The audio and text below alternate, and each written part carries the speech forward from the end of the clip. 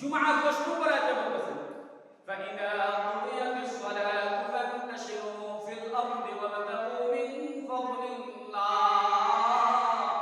واذكروا الله كثيرا لعلكم تفلحون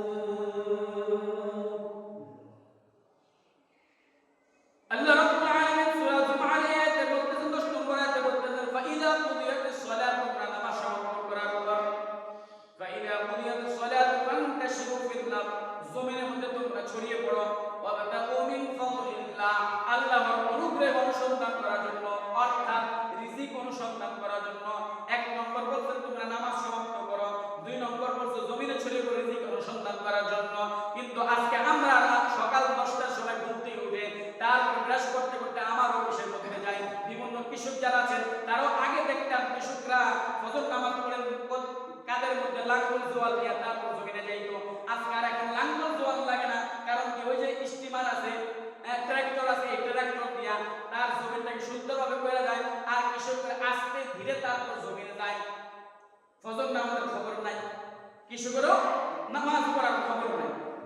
অথচ আল্লাহ রাব্বুল আলামিনের শিক্ষা হলো তোমরা নামাজ সমাপ্ত করার পর জমিনে ছড়িয়ে পড়ো রিজিক অনুসন্ধান করার জন্য।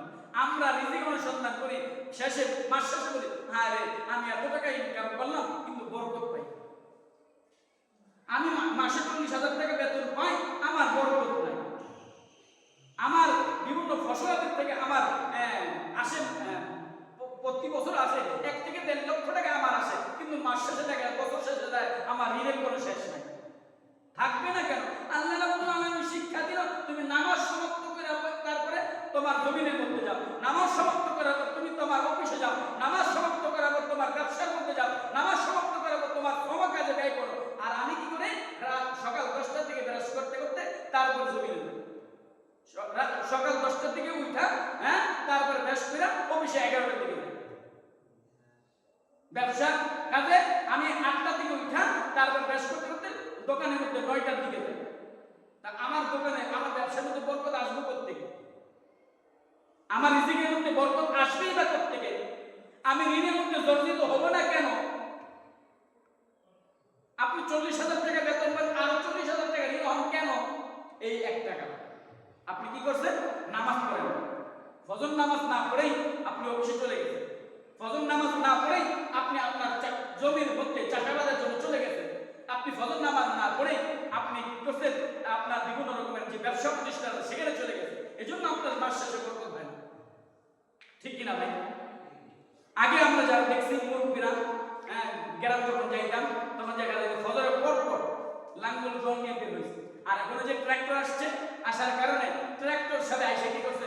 তার জমির চাষ দিয়ে গেছে না, সে আস্তে দিলে অথবা ফোন দিলে ট্রাক্টর যে আসছে সে যদি ফোন দেয় ভাই আমি তো আপনার জমি আসলাম, আমি যদি একটু আইতেন, তখন তাই।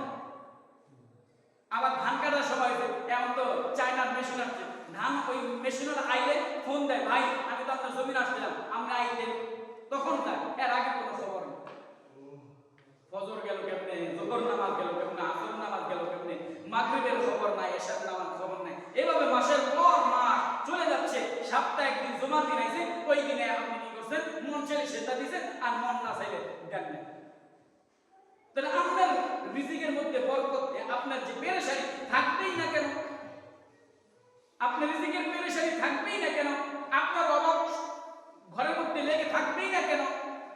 আপনি তো করে দিয়েছেন, পথ বের করতে পারেন না। আল্লাহ শিক্ষা দিয়েছেন যেভাবে, সেইভাবে আপনি করতে পারেন না। আপনি করছেন আপনার মন মতো, এজন্য আপনার রিজিকের মধ্যে বরকত নাই। আপনার সন্তান বিদেশ থেকে 40,000 50,000 টাকা পাঠায়, দেখা যায় ঋণ দিয়ে আর থাকে না। মাসে কেউ কেউ পাঠায় 1 লক্ষ টাকা, 1 লক্ষ টাকা পাঠায়, ঋণ দিয়েছেন আপনি 80,000 টাকা, 20,000 টাকায় ফ্যামিলি চালাইতে অনেক কষ্ট হয়ে যায়। কারণ কি? আপনি তো ওই পথে চলতেছেন না, আপনি তো আল্লাহর উপর ভরসা করতেছেন না, আপনি তো আল্লাহর উপর তাওয়াক্কুল করতেছেন না, এজন্য আপনার পেরেশানির শেষ নাই। এজন্য পরামর্শ হলো যে আমরা যতটুকু পারি আল্লাহর ইবাদতের মধ্যে সময় কাটাই, আল্লাহর ইবাদতের মধ্যে সময় কাটাই। যদি আল্লাহর ইবাদতের মধ্যে সময় কাটাইতে পারি তাহলে আল্লাহ রাব্বুল আলামিন আমাকে কি করবেন? এই ইবাদত করার কারণে খাদ্যের মধ্যে, জীবিকার মধ্যে, অর্থ সম্পদের মধ্যে বরকত দান করবেন।